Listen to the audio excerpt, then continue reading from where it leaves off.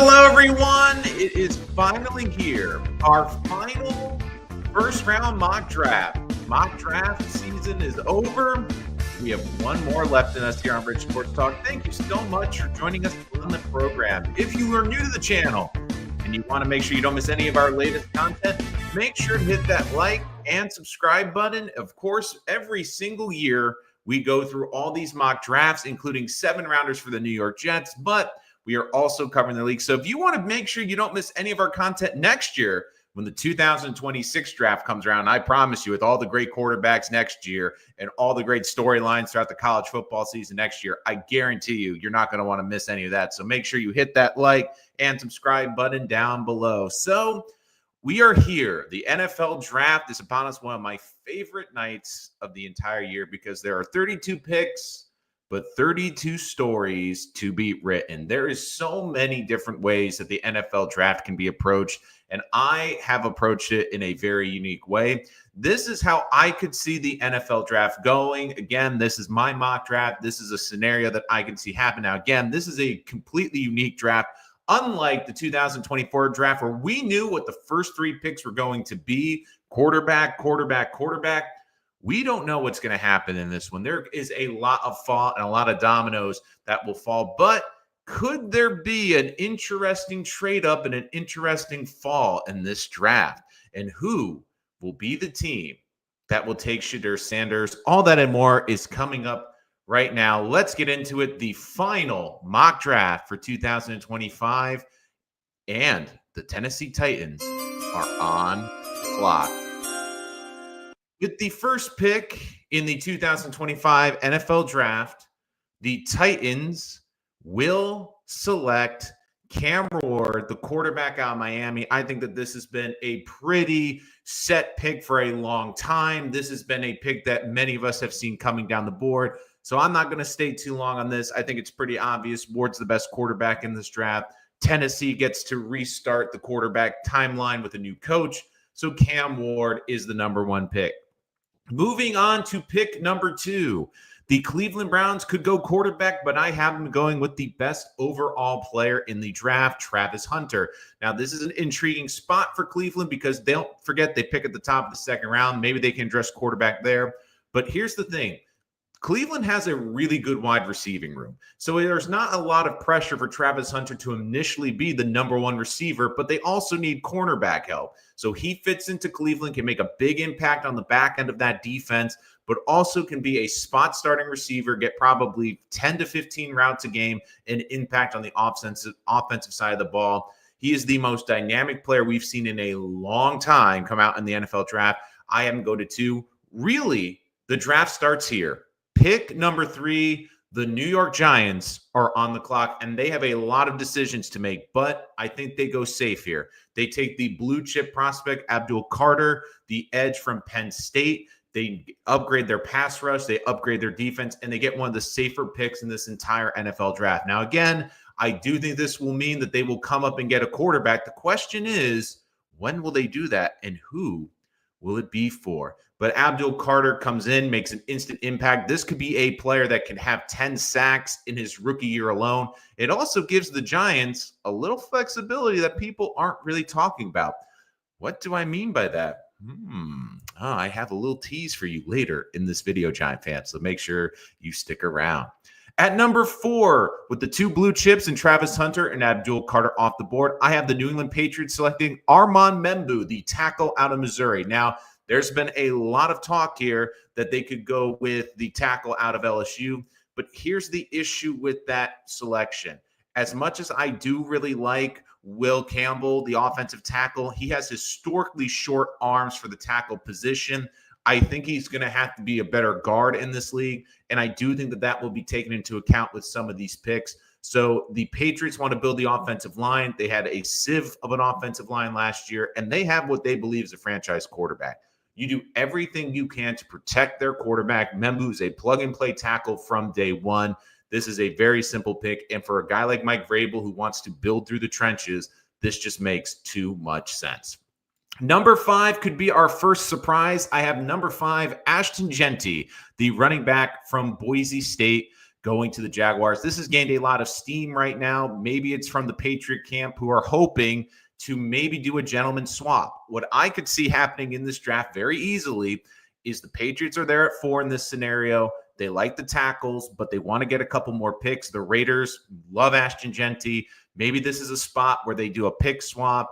The Patriots can get some later assets, and the Raiders can jump up to 4. That doesn't happen in this scenario. So the Jacksonville Jaguars, who need to make Trevor Lawrence work, they need to get him a weapon, get the best offensive weapon on the board in Ashton Jeanty. And this also allows the Jaguars to be a little bit flexible. You have Travis Etienne coming near the end of his contract. Could he be a trade piece? Now, to start the season, maybe they have a two-headed monster in the backfield, but at the trade deadline, he could be an intriguing asset to move, and it gives the Jaguars some flexibility, and it gives them arguably the most dynamic offensive player in the entire draft at pick number 5. With Jeanty off the board at pick number 6, I have the Raiders going with Mason Graham, the defensive tackle out of Michigan.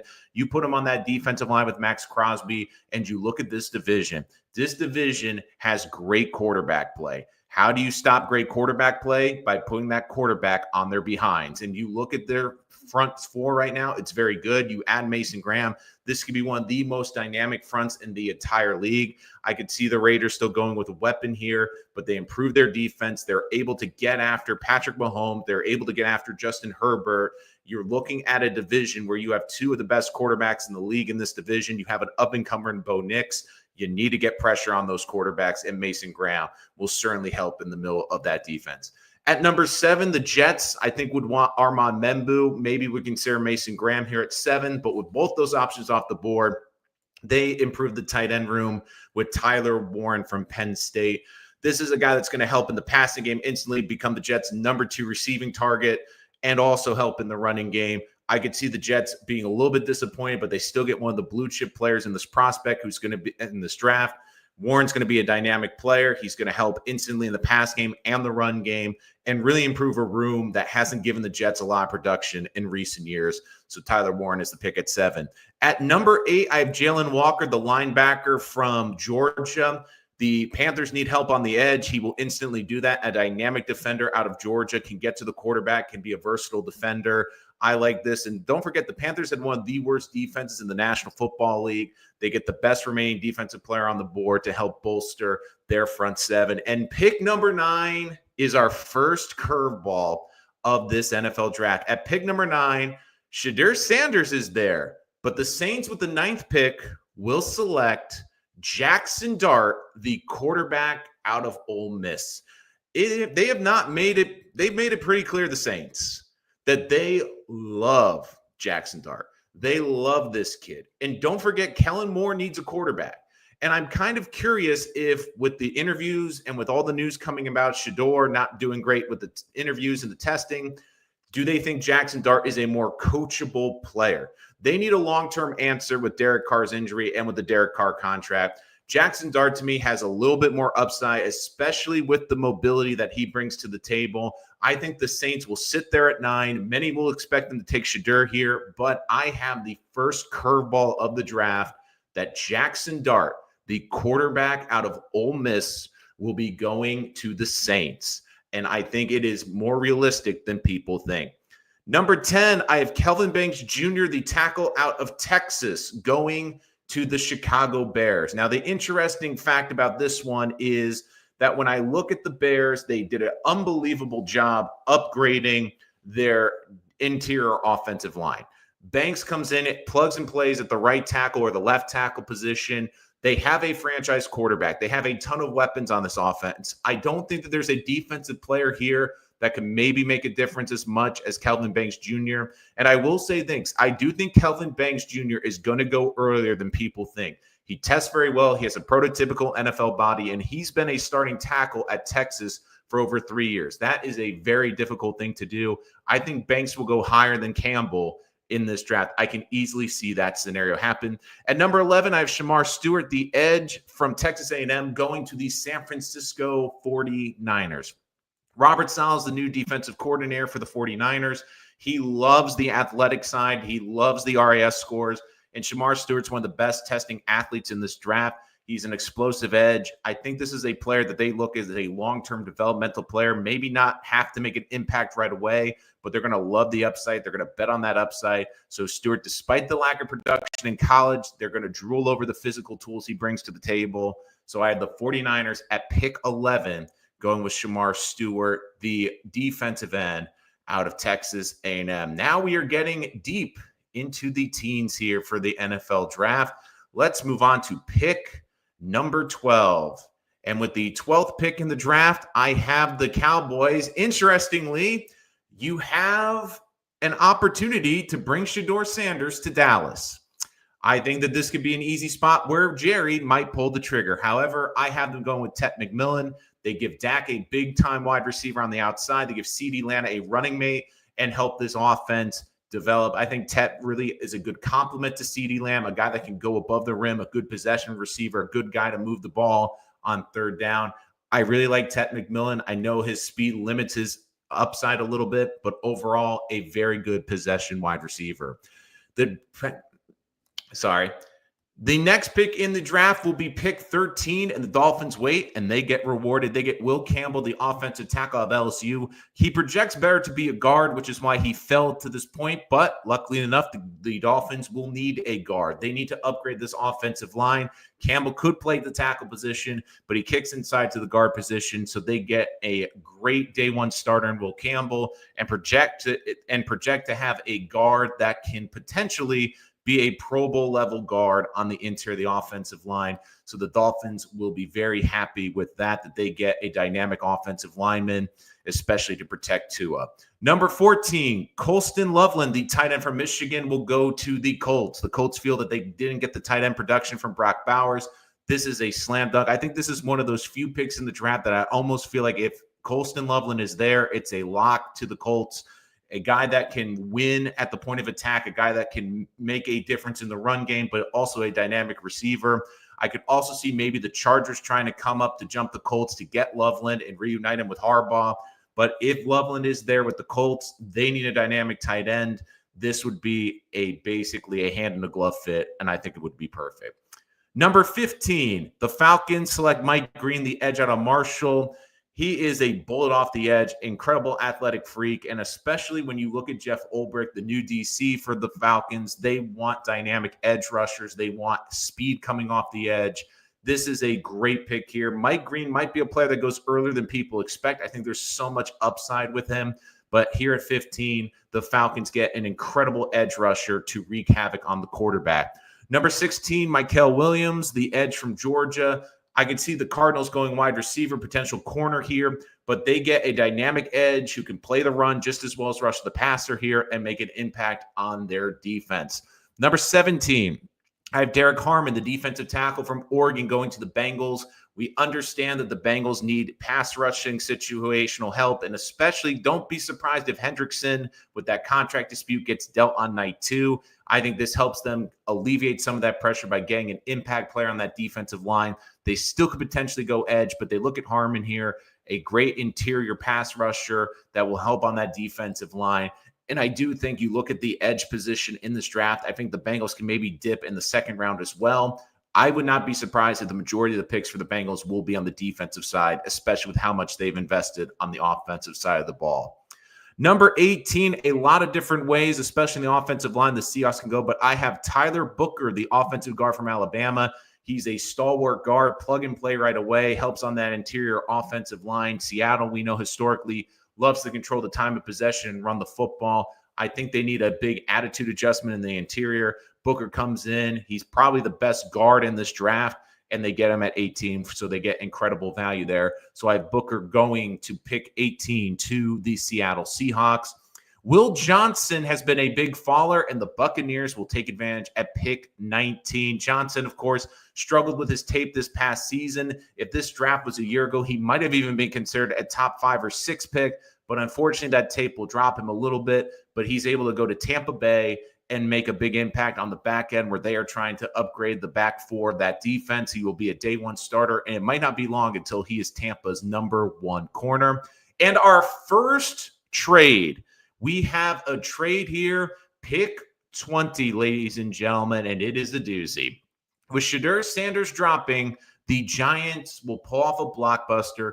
They will trade with the Denver Broncos. For the 20th pick in the draft, the Giants will surrender pick 34, which is their second round pick in this year's draft, pick 99, which is their third round pick. But keep in mind, they do not give up their higher third round pick. So they're basically getting rid of their third round comp pick in this draft, which is almost a fourth round pick at pick 99. And they still keep this year's third.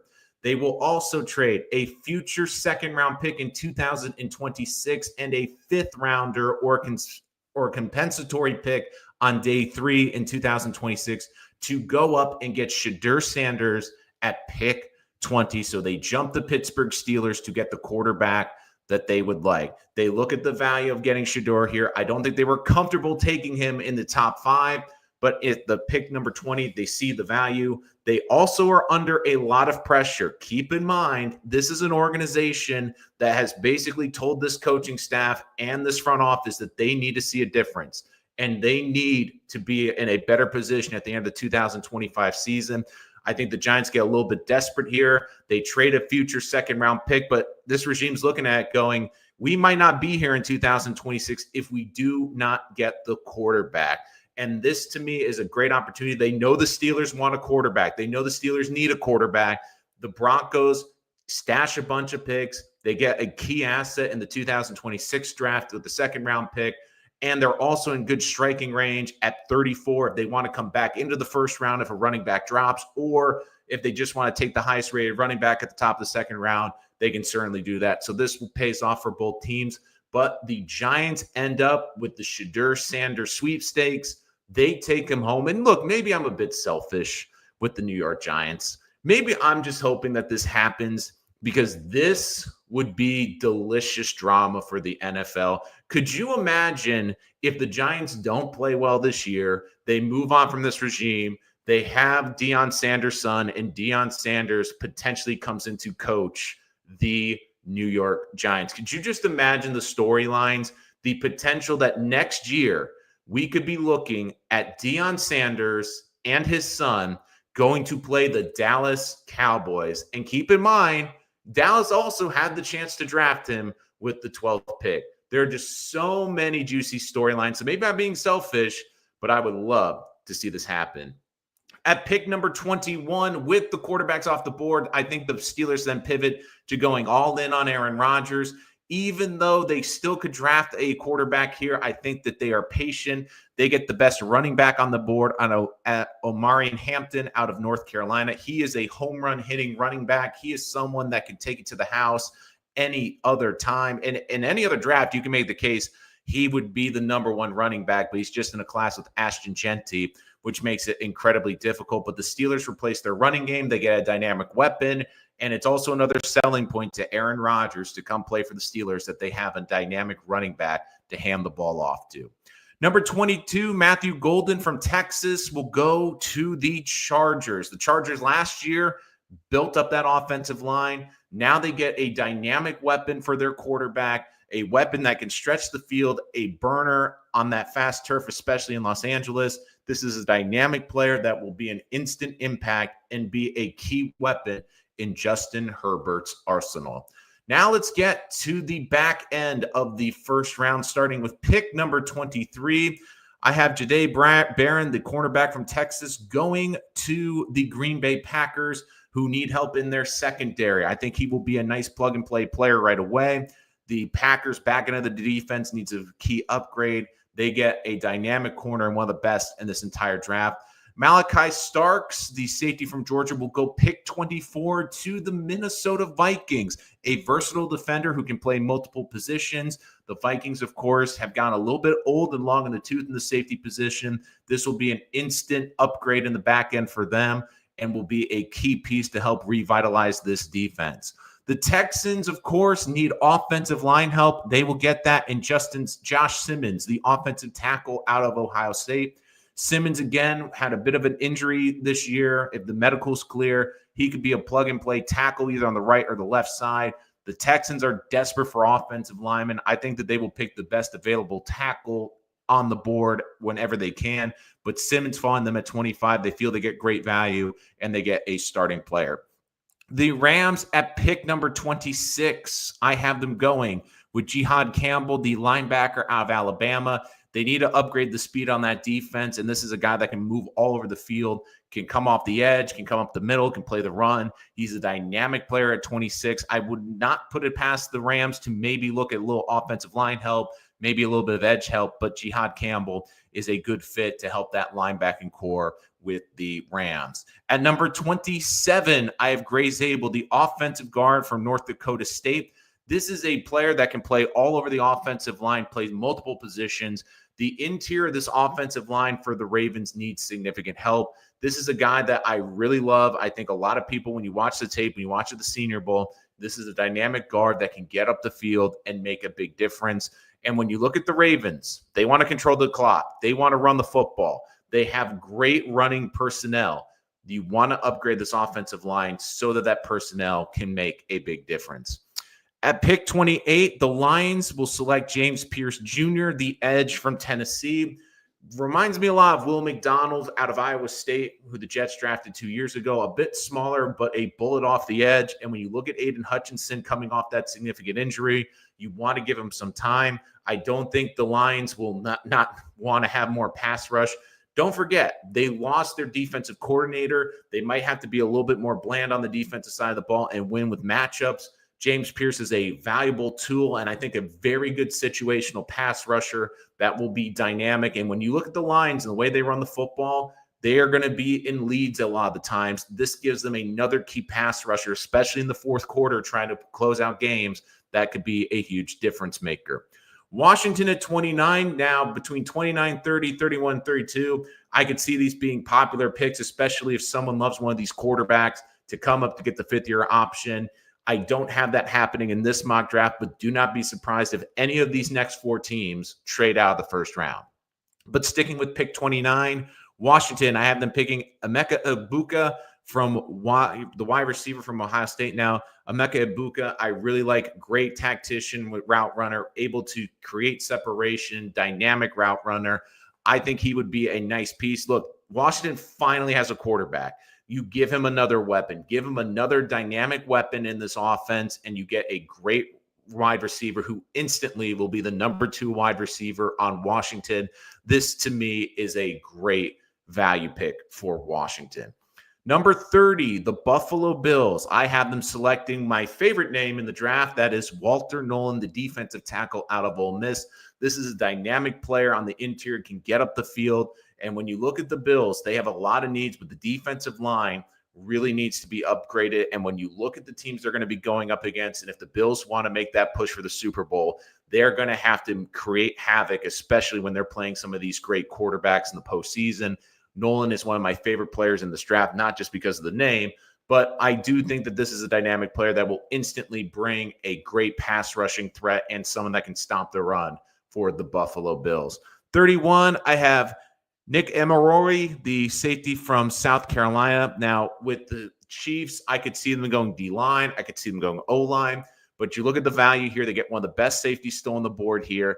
And this is a great value here at 31. I also could see them train back for more picks at this point. They had to let a lot of great players go. If they can get good value to trade back for a quarterback, I think they will. And finally, the Eagles, pick 32. I have them taking Nick Scorton, the edge out of Texas A&M. I think that the Eagles just love stockpiling edges. This is another dynamic edge that they can put in there. This is someone that's got wins with great technique. This is someone that's got great burst. It allows them to. They've been not shy. They're trying to trade Bryce Huff, the former Jet that they signed last offseason. This gives them a little wiggle room if they want to trade one of their edges or if they want to trade out. I also would not be surprised. This could also be at 32. We talked about Mason Taylor, the tight end from LSU.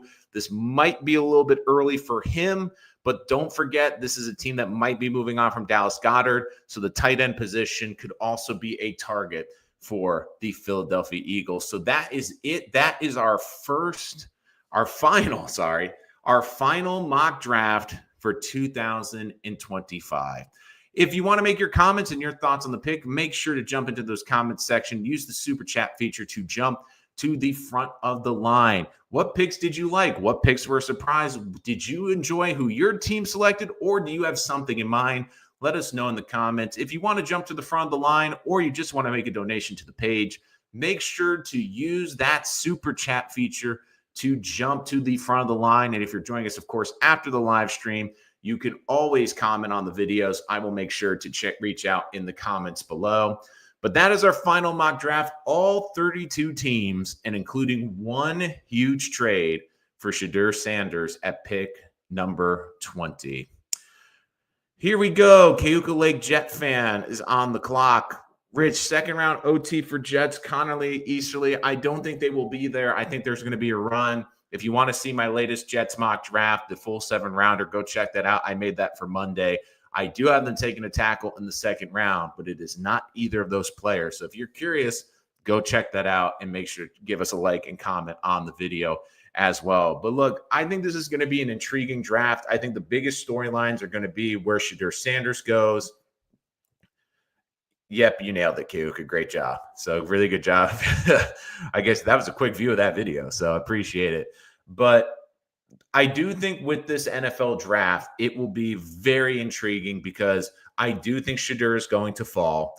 It's going to be interesting to see where he falls. And at the back end of this draft, I think it's going to be fascinating because we are going to get an idea of how these quarterbacks are really thought of by these front offices. Does Jalen Milroe go at the back end of the first round? Does Tyler Shough go at the back end of the first round? There are so many different things that could happen at the back end of this first round that I think we have to keep an eye on, especially once we get past pick 20. So my biggest trade, of course, was Shedeur Sanders going pick number 20 to the Giants. The Giants, of course, traded up to get Shedeur to jump the Steelers. They did pay a heavy price, but they get a quarterback they feel more comfortable in the 20th pick. And don't forget, the Giants are a bit desperate. A part of me is wondering, will the front office push them to trade for Shedeur Sanders? Will that be the final tipping point? Because do not forget from Hard Knocks, Mara said it would kill him if Saquon Barkley wasn't back with the Giants, especially if he went to the Eagles. I said at the time, that's not a good look for Joe Schoen. Because one thing you don't want to do is completely lock out your owner or don't explain to your owner, well, we want to keep Saquon, but it doesn't make sense because we are about a year or two away and it doesn't make sense for us to invest all that assets into him. Instead, I think what the Giants are going to have to do is balance out taking a great player early. But as this falls, I could see the Giants ownership looking and seeing, hey, Sanders is there at 15. Sanders is there at 16. Sanders is there at 19. Oh, boy, the Steelers are going to take him at 21. We're not going to be able to get him, and we'll push. Now, again, the Giants move up from 34. They give up pick 99. Now, the thing that helps with this, even though it's a second and third rounder this year, keep in mind the Giants have 2 third-round picks, and they give up the latter pick, which is almost a fourth-round pick in the compensation range. They give up a second for next year, so the Broncos get a key asset for next year and a compensatory third-day pick, maybe a change in value, maybe on snap time, but maybe a 6th to a 5th, just to throw it in there. And the reason I think that they do that, and that's what pushes over the line, is the Broncos get a ton of picks to build around Bo Nix. But for the Giants, you look at this regime. If they're not in a good place next year, they're going to get fired. So why would you save assets for the future GM if it's going to cost you your job? And look, if they go and get Sanders and it struggles a little bit, maybe they have a little bit of a arguing point to stay. Hey, this is our guy. We need to develop him. We all agreed. Like that to me gives it a little bit more wiggle room. But also, I just think, wouldn't it be so fast? Like no one's talking about this with Shedeur. No one's talking about this with the Giants. If Shedeur goes to the Giants, can you imagine the coverage that we'll get? I can just see basically Deion going on weekly in New York or weekly nationally, especially if the Giants struggle, and talking about what the Giants need to do to prove his son's play on the field. Could you just imagine this? The Giants go, let's say, 7-10, and they decide to move on from Brian Daboll and Joe Schoen. Couldn't you just see easily Deion Sanders going up to Giants ownership and saying, hey, I'm the best coach for my son. I know what my son needs to be successful. And you look at every step of the way, I have ensured that my son has gotten the best performance. Couldn't you just imagine the headlines and just the coverage and just the spectacle of not only the Cowboys passing on Deion's son at 12, but then a year later, the Giants are showing up in their building with Deion's son at quarterback for the New York Giants and Deion Sanders, former Cowboys royalty, as the head coach of the New York Giants. Could you just imagine the headlines and the stories that could come from that? I think that is, to me, the most fascinating story. Like, can you just envision that moving forward? I know it's a weird picture, but could you just see opening night 2026 in Jerry World? Out of the visiting tunnel comes Shedeur Sanders. Next to him is Deion running out of the tunnel at Jerry World. And every other play is just panning to the Dallas Cowboys box just to see Jerry's reaction. Like, could you imagine if somehow Deion and his son go to Jerry World and they win that game? Oh my God, I think Cowboy fandom would melt down. Because not only did they have the chance to hire Deion as a head coach, and they didn't this offseason, not only did they have the chance to draft Sanders, and they didn't, but now he's with the New York Giants, and he is now coached by a former Cowboys coach. I mean, that's just such a juicy headline. Some other keys for my mock draft. And again, guys, let me know in the comments what you think about the mock draft.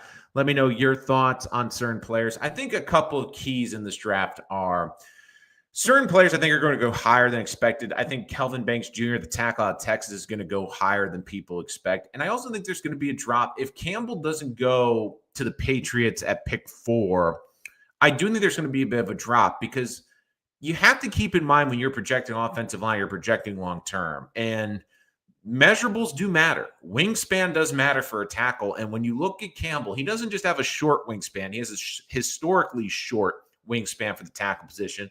I think it's going to turn some people off, which is why I have him falling all the way to the Dolphins, where they could kick him inside the guard. And I think he'd be a very great guard for a long time for Miami. I mean, a couple of the other interesting selections I had, of course, Jackson Dart going number 9 to the Saints. Look, I think Jackson Dart for the Saints makes a lot of sense. But the biggest reason I have here is I do think there's a big shadow with Shedeur. And keep in mind, Kellen Moore is a first-time head coach. He feels like he can get the most out of a quarterback. And when you look at the two, yes, Shedeur Sanders is a much more accurate passer. He's a better decision maker. But Dart, I think they're going to be intrigued by his arm, his athleticism. I think they feel like they're going to look at the two and say, if I can max out either of them, who am I going to get the higher ceiling out of? I think they're going to look at Jackson Dart and feel like they are going to get that one. I just feel like that is going to be the big one. Miss the picks, plus you have room for any additional graphic designers. I'm always open, Jabril. Always reach out. And again, thank you for the super chat. But again, reach out to me in the messages, or you can reach out to me on Twitter at Rich Sports Talk, and we can definitely talk about that. So again, appreciate the super chat, appreciate the donation.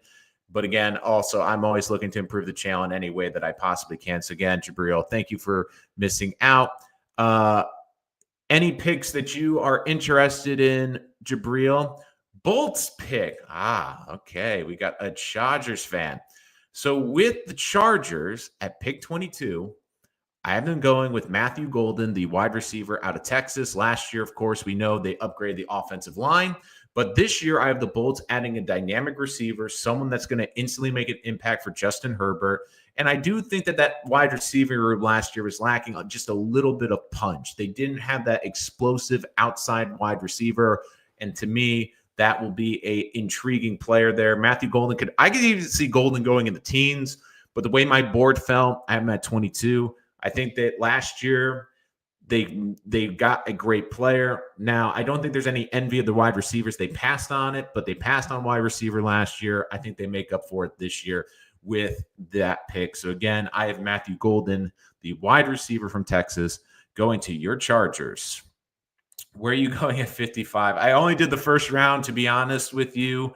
Full disclosure, Jabril, I hadn't really thought about the Chargers that deep. Plus 55 will be an interesting range, especially with this board. When you look at the board, picks 20 through 60, I don't think there's a ton of difference where they fall, basically. I could see – let me look at this a little bit so I can give you 55. I'm just trying to see. I know I have Ozzie Trapillo going to the Jets at pick 42. But I would love to also know from a Chargers fan. Again, guys, if you're not a fan, if you want, like, I would love to know, like, who your team is in the chat. Let me know what players you're looking at or what you feel your team's biggest needs are. I do think that is something that is definitely important. I mean, the Chargers, again, at 55, to me, I still need to add another pass catcher. I mean, this is a really deep tight end class. Like, I could see Elijah Arroyo, the tight end from Miami, being there with pick 55. I think Mason Taylor, the tight end from LSU, probably goes before 55, but this is a really deep tight end class. And last year, I think, was building the foundation for the Chargers, building that wall in front of your quarterback. Now comes the time to add those pieces. I mean, you're also looking at a potential – I mean, this is a very good defensive line class. That's why I think they also go with Golden early. Around the 55 pick for you, I could see certainly defensive line. This is an incredible defensive line class, especially defensive tackle. I could see in that range around 55 for the defensive tackle. Tyleik Williams from Ohio State. I mean, he's massive at 330 pounds. Shamar Turner from Texas A&M. One guy I really love is Darius Alexander, the defensive tackle out Toledo. I mean, he is just a wrecking ball with legs. He is such a dynamic interior pass rusher. Now, a bit older, 6-year senior, but I really love the tape. I love the explosiveness. I love his ability to get after the quarterback. So, yeah, there's clearly a lot of range there, Jabril, for a lot of different people, especially on the defensive line. But, again, let me know if you want to reach out. Reach out to me privately about the graphic designers. I definitely would appreciate that. But those are some of the guys I could see them tackling at 55, especially on the defensive interior. I know you mentioned edge, a couple edges, so you can keep in mind in round 2. Again, I think with the edges, there's a lot of unique ones in this draft. I mean, I talked about James Pierce going earlier in this draft. I could see like Jack Sawyer, the senior from Ohio State, being there in round 2. I mean, there's a lot of different ones in round 2 that I could see. I think the big thing for the Chargers is, like, they did the offensive side of the ball. Donovan Izukaraku, I don't think will be there, from Boston College. Landon Jackson from Arkansas could be an option. I mean, the Chargers, again, would be the best way to handle that. And again, the best way would be through my Twitter at Rich Sports Talk at Twitter. You can direct message me through there. That would probably be the best way to comment. And again, thank you for reaching out, Jabril. Always appreciate the support. Make sure to like, subscribe. Now, again, if you're just joining us in the video and you didn't see who your team picked, make sure to reach out to me so that I can tell you who I had picked again, or you can rewind the video as well. So the big thing with this draft is, I think the biggest surprise, again, Jackson Dart going 9. I think the Giants trade back in. I feel like if there's a team that's going to trade back up for a quarterback, it's going to be the Giants. I just think the Giants are going to look at him and say, let's take one of the 2 best players in the draft at 3, and then we'll figure out the quarterback. I could also see them, I have to credit Dom C. He had a scenario where they traded into 30 for Jalen Milroe. The problem with Milroe is I do think Milroe really needs to sit Now, again, the Giants might look at it, well, Russell Wilson could start the whole season. We also have, Jameis Winston. So Milroe, in a perfect role, sit the entire year, not play. I just feel like the problem with especially with the New York media, that especially if the Giants struggle, like if they start 2-4 out of the gate, there's going to be enormous pressure, I think, both externally and internally in that building to play the quarterback, to see what you have. And we saw with Anthony Richardson, I think the Colts clearly rushed him, and that has had a huge impact on his development as a quarterback. But I do think that Jackson Dart and Shedeur are both going to be first-round picks. I think Shedeur's going to fall. I think a team's going to trade back up for Shedeur. I would not be, again, surprised if it's the Giants in this scenario, because I just look at it and I just look at all these different picks, and I do think that when I look at the Giants, that it just makes more sense to trade back in. And plus, I think it is a good headline. Like, the Giants always say they don't love the headlines, but I think in a way, especially after last offseason went and the way HBO Hard Knocks went, I think that part of them wants to try to win the offseason, win a little bit of the buzz this offseason, especially in New York. I mean, let's not be coy about it. They basically are battling the Jets for headlines. And we know the Jets are taking, a more reserved approach to building out their team. And I do think it would be a very intriguing option to bring in Shedeur, and you bring Shedeur in, so he's clearly sitting behind Russell Wilson. I don't think they feel comfortable with 3 doing it, but pick 20. We know the Steelers really want him at 21. I think that will be a spot. And I will say this for the Steelers. If you are the Steelers, and I know this usually isn't in their nature, but if you are the Steelers and you have any doubts that Aaron Rodgers is coming, even if Aaron Rodgers is coming, I still would be aggressive. If there is a quarterback that you like in this draft, do not wait till 21. If you are the Steelers and you want Jackson Dart and he's falling into the teens, go up and get him. If you see Shedeur falling, don't get cute. Go up and get him. If you value him that way, because there are teams, they know your quarterback situation. They know if Aaron Rodgers doesn't choose you, you're pretty much screwed. Now, maybe that's what the Steelers are kind of hoping for, so they have a bad season and finally get in the range to pick a quarterback for next year. I don't know. But what I do know is they have to be in range for a quarterback. They have to be in range and have the option to select a quarterback. And in this scenario, I could easily see this happening in the draft. The quarterback that they want is sitting there at 19 or 20, and the team knows Steelers are going to take him. Steelers are going to take him. We got to get up there. And in this scenario, it was the Giants with Shedeur.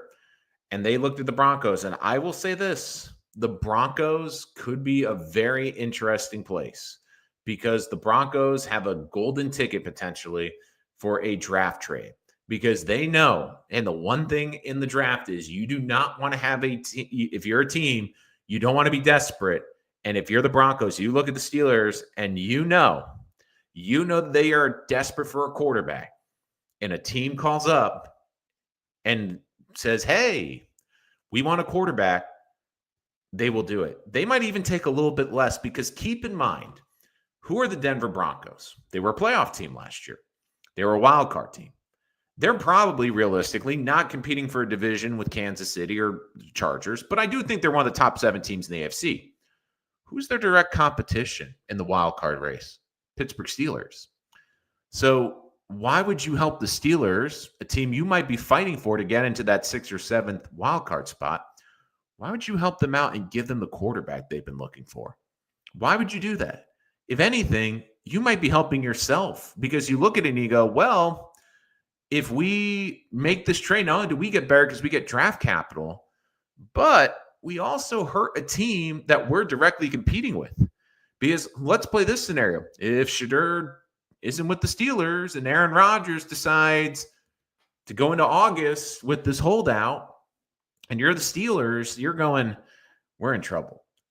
Like, that's the other thing too. Like, we talk about teams in the division, being rivals with each other. But keep in mind, front offices, especially if they are run well, They know who their competition is and where their level is in the NFL. I think the Broncos realize we're not in the top tier of the AFC, but we're in that tier that's going to be fighting for playoff spots 5, 6, or 7. And when you look, the Steelers have been one of those teams that for years have been battling for that 5, 6, or 7 spot. So why would they give them basically a cookie there to help them? Other storylines, like I said earlier, I think Kelvin Banks Jr., the tackle from Texas, is going to go earlier than people expected. I do think there's going to be potentially more trades in this draft. They only had one, of course, the Giant one. But I do think as we get closer, I think the top 3 are pretty much set. I think it's going to be Cam Ward. I think it's going to be I think the top 3 is Travis Hunter and then Abdul Carter at 3. And then what the Patriots do at 4 is going to have a trickle-down effect. One trade I could also see happening, and I will not be surprised. Why has there been so much Ashton Jeanty smoke at 5? I do think it's a possibility, but I also think it's the Patriots going, well, we like 2 of the tackles, and they're not going to go in front of us, especially we trade with the Raiders. Like, could the Patriots be looking to swap to 6 with the Raiders and get more draft capital to build out that offensive line? Like, if the Patriots' perfect draft scenario could be this, they move down to 6, they get Armand Membu, or they get one of the tackles, but they also get a ton of picks. Because don't forget, they're going to be picking at the top of the 2nd round. Who knows? Maybe there's a player that they like. There's a dynamic receiver that falls into the 25 range so that they can help out Drake May. They might double dip on the offensive line. That's how bad the Patriot offensive line was last year. Maybe they look at who's the best offensive lineman that's sitting there or a good guard, and they trade up to get another offensive lineman. They can also look defensive line. This is a really deep defensive line class. So there's certain teams that I think are the keys in this draft who can move around, who can really dictate the order. I think the Patriots are one of those keystones at 4. Based on what the Patriots do at 4 is going to have a huge trickle-down effect for the next few teams. I look at also teams like the Saints. If they go quarterback, that moves the board down. If they don't go quarterback, does that allow teams to trade up to get like a Jackson Dart? I think the Cowboys are 12 are fascinating, not only because of the Cowboys. I have no idea what they're going to do. I have no idea what their plan is. I have no idea what they're going to look at.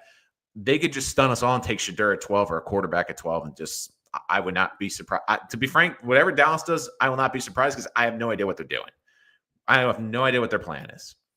But I do think you're going to see Omarion Hampton potentially being selected in the 1st round. I could see a team coming up to get him maybe at the back of the 1st round because we've seen the running back position get more valuable over the last couple of years and also make a key impact on the offense. I think you're going to start to see a run on offensive linemen and defensive linemen at the back end of the 1st round.